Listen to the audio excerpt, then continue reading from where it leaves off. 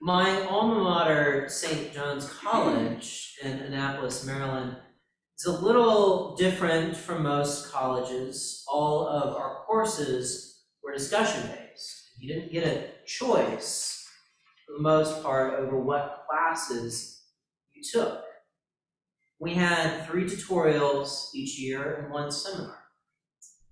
And to help with the scheduling, to give some consistency, we had what were called core groups.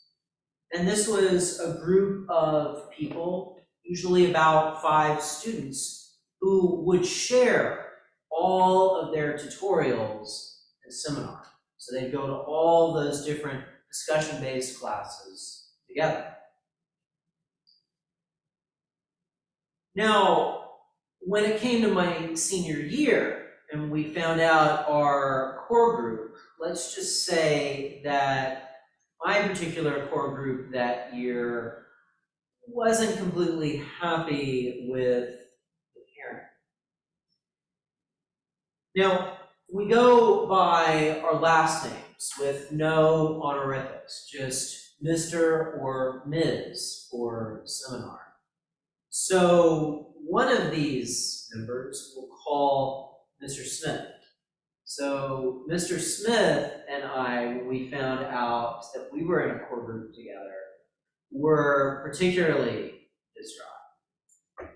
And I actually found out from one of our fellow core members after our first grouping of classes together that he said to her, Mr. Smith did, "Oh no, Mr. Kennedy hates me."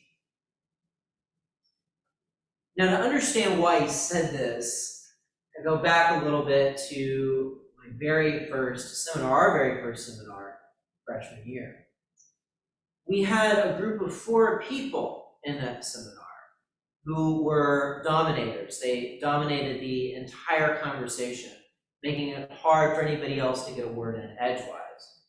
Mr. Smith was one of these 4 people. Now, it got so bad that there were a group of us students, who tried to work together with the tutors for our seminar to figure out a way around this, figure out a solution for this. I ended up in the role of diplomat. And things didn't go particularly well with these conversations. And I have to admit, I held very much a grudge over this.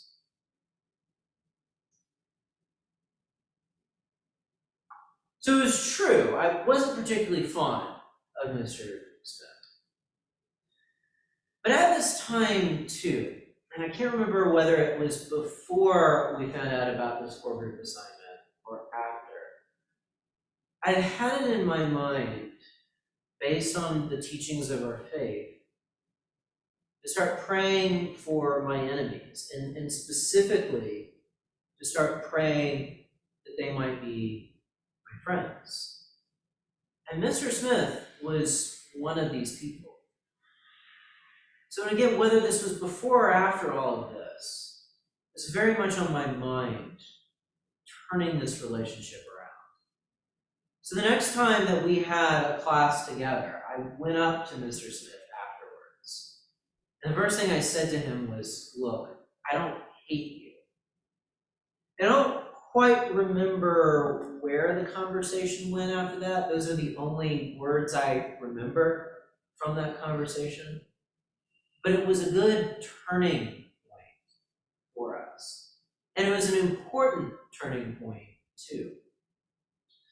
It turns out that Mr. Smith and I had a fondness of community service. We were both getting more involved with our community service group on campus that year. Even more specifically, both of us had a huge fondness for working for Habitat for Humanity. Both of us also happened to have a license to operate the 11-passenger van that our college campus had. So we started spending a lot of time together. So it was good that we had this moment of reconciliation. And while I can't say that Mr. Smith and I became friends, we did become friendly. There was, I think, a mutual respect we had for each other. And even with all those events that happened at the beginning of our time together at St. John's, because of where our relationship landed, I do still think of Mr. Smith very fondly.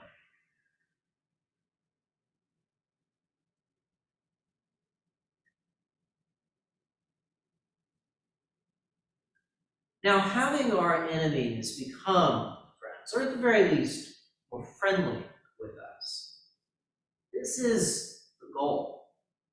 It's what we should all be hoping for. And it's at the heart of what we see in our readings today. In our reading in Exodus, we see the preparation for Passover. And that's really the climax of all the plagues that have happened in Egypt before. All these plagues that occurred as Moses and Aaron were delivering God's message to the Pharaoh. God's message of, let my people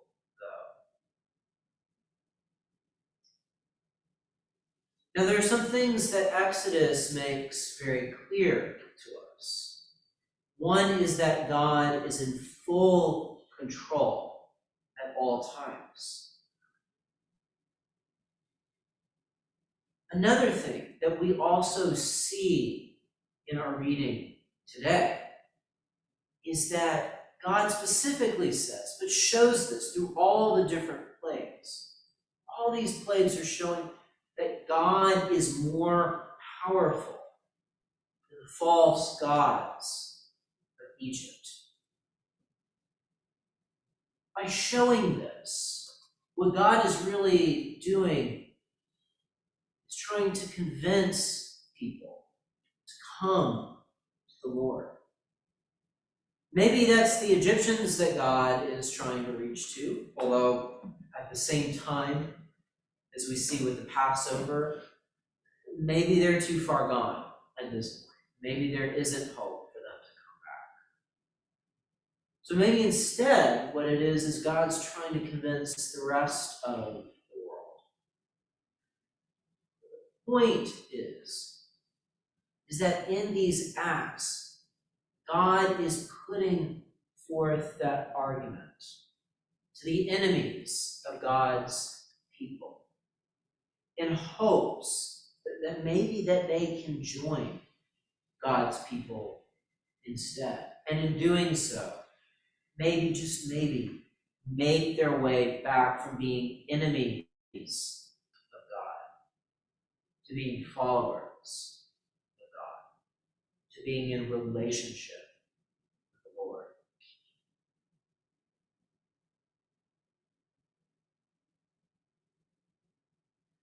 What we see in Exodus is hope that someone, just anyone, might be turned back to God. Though if not, the Lord is still in control. Now we can see God reaching out to enemies more clearly in our reading from Matthew today. There, Jesus lays out the steps of reconciliation for people in the community who have disagreements with one another. There are many steps, many chances that are provided for that reconciliation. Because the hope is that those people will be reconciled with one another. If not, then the guilty party is thrown out. Or rather, that's what it seems to be on the surface. In actuality, what Jesus does is say that the wrongdoer should be treated like a Gentile and a tax collector. And just this week, a good friend and colleague of mine pointed out that tax collectors and Gentiles, very people that the leaders of the scribes and the Pharisees, the leaders of the religious establishment in Jesus' day and age, keep getting on to him about for going and being with.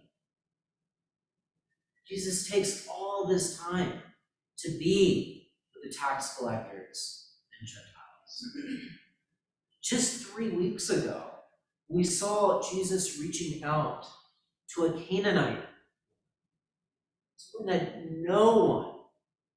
no self-respecting Israelite in Jesus' day would even dare to talk to.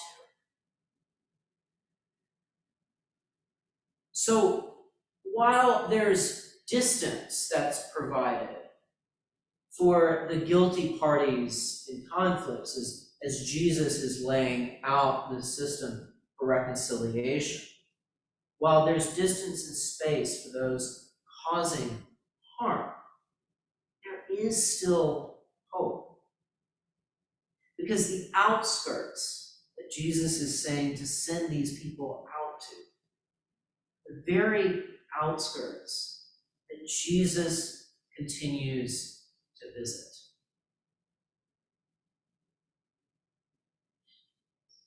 Jesus is providing a way back, even for his enemies.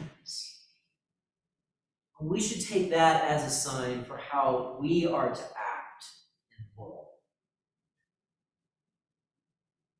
Ultimately, this brings us back to the message we hear from Paul in Romans today. The message of love. Love, not hate, is what Jesus is ultimately calling us to. Love, as Paul tells us, is what it means to truly follow God's commandments. Love is what will ultimately save us all. Not every situation will lead to our enemies becoming our friends. This is the very thing that we hope for. We hope that one day we'll be able to lay down our arms and be with one another once again. We live in hope that even if we have enemies now, they will not lie too far away from us, the very same outskirts that Jesus was once chastised for visiting. And we hope that maybe in those outskirts, Jesus will reach them. And that maybe, just maybe, in Jesus having reached them, those enemies might come back to us, to be friends with us once again.